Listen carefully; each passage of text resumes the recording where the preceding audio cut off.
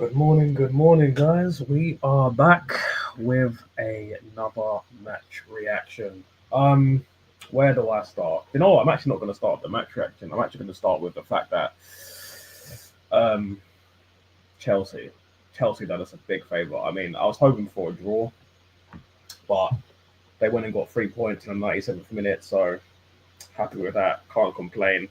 Was it Estavio? Estavio's name is 18 years old. Yeah, you love to see it. I think the defender on that goal wasn't great, but do you know what? I'm taking it. Chelsea got all 3 points, so it meant that Arsenal got to stay top of the league. And um, for the next couple of days, I get to make a mess in the group chat. Come on, you got this, mate. But down to business. So, yeah, we played West Ham at home, 1-2-0. Um, I'm not gonna lie, the performance in the overall performance was okay. So I think it was professional. I think it was controlled, but overall, um, I wasn't super happy with the performance. I think for me, it wasn't fossil football, but I just think we just need to be a little bit quicker. Like it's not quite 22-23. It's not quite super fast. Just get into the first half.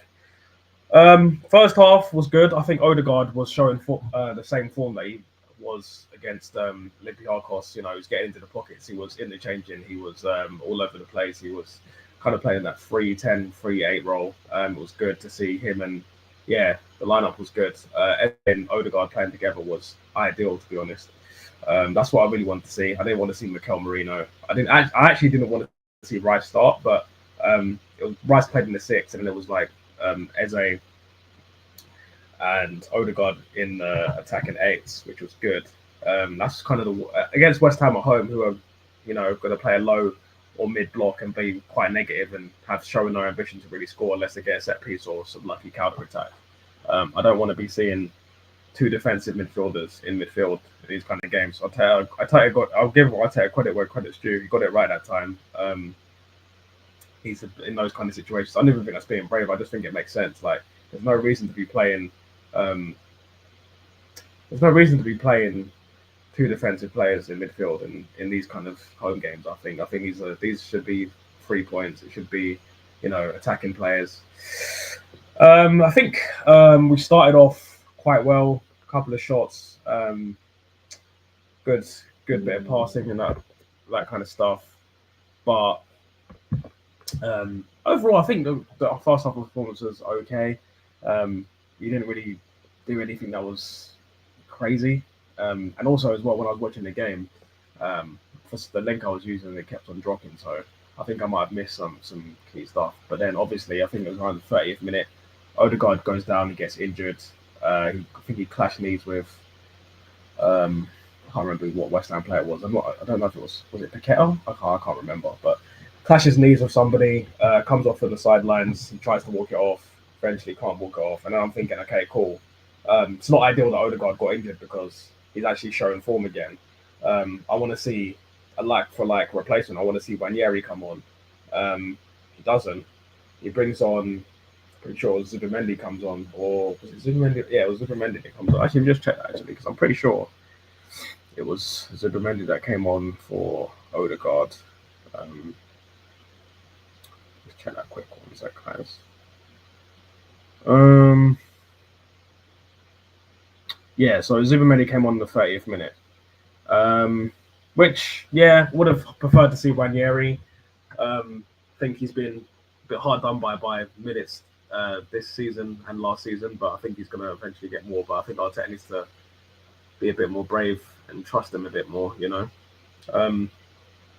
yeah, we we weren't amazing in the first half, but then obviously we create a little chance. I think it's Saka to Eze. Eze drills it. Keeper makes a wonderful save, and then Rice hits in the rebound. And you always want to see Rice score against West Ham because they're always booing and jeering him for whatever reason. He was your captain and led you to European glory. So him moving to a bigger and better club, I don't understand why they're getting upset about it. It's not like he moved to another rival. I wouldn't consider West Ham rival. I mean, yeah, it's a London derby, but rival is a bit of a stretch, to be honest, mate.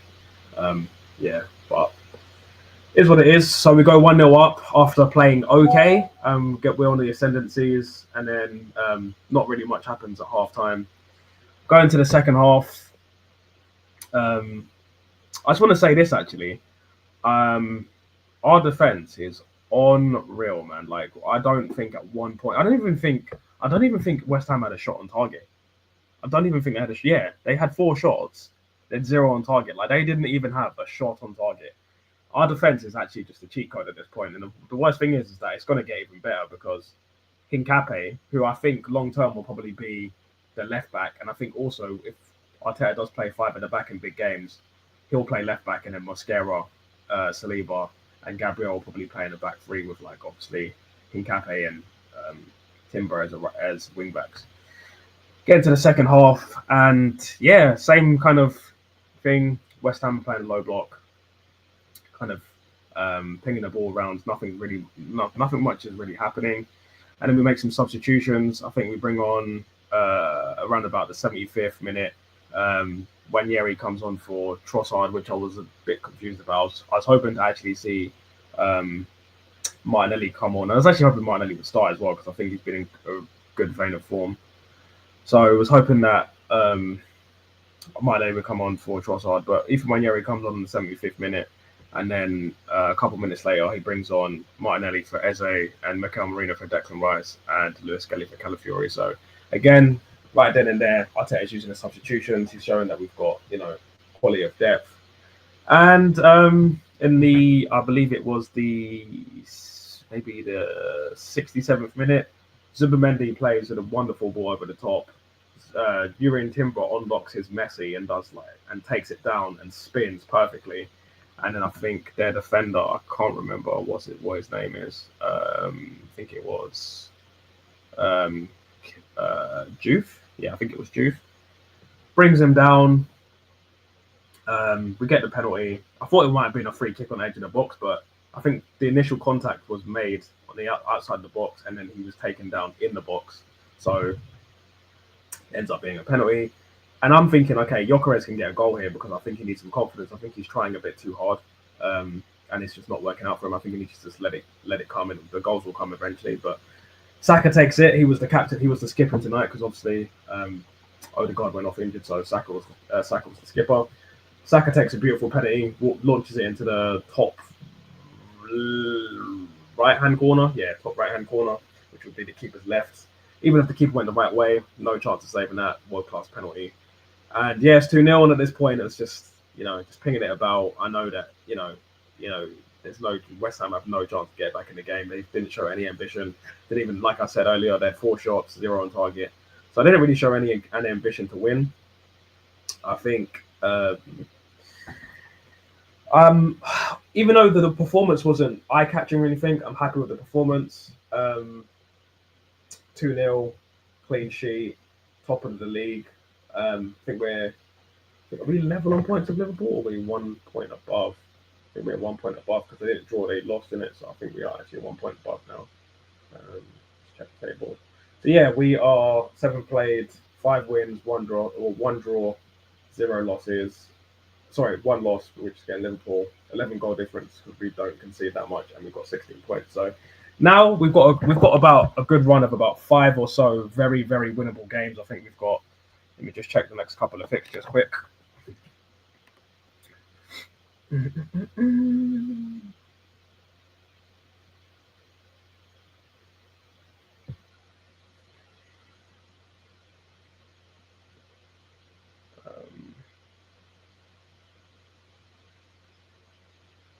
So yeah, wait, is this right?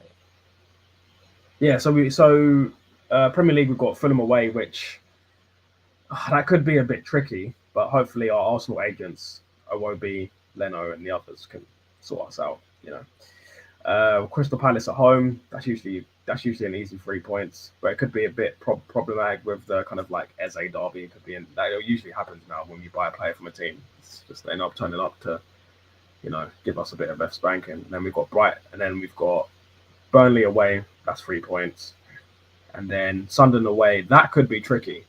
Granit Xhaka again playing for Sunderland. That could just end up being problematic. But I expect to get 3 points. And then Tottenham at home, North London derby. We haven't lost to Tottenham since, I want to say, 3-2 2013 Yunus Kabul header. So we've not lost to Tottenham in over a decade at home. So I think those are five very winnable fixtures. I think 13 points out of 15 would be fine, but I think 15 out of 15 to keep the pressure on Liverpool and to just be in the ascendancies would be ideal. I just want to make a couple of mentions. Bit worried about Gyökeres, man. It's not getting goals. I do think the goals will come, but I think he's just trying to force it. I think he needs to just kind of, get up to speed with the team. Obviously, he didn't have a pre-season, so there's that as well. There might be some fitness issues, and obviously, it's adjusting to a new league. So I'm not gonna rip into him too much yet. But overall, I'm happy with Gyökeres. Time will come, and also as well when Havertz and Jesus come back from injury, I think that pressure will make him want to step up even more. So things will start to work out for him. I am gonna end the video there. Just want to do a quick live stream. I will start doing some watch alongs very soon. I need to set up some stuff with my YouTube channel and stuff like that. And I'm gonna do another video, post another video today. Just 5 things I noticed from the game stuff. Do kind of a bit more of a mini analysis. So stay tuned for that. And thanks, guys. And that's another live stream done. See you later.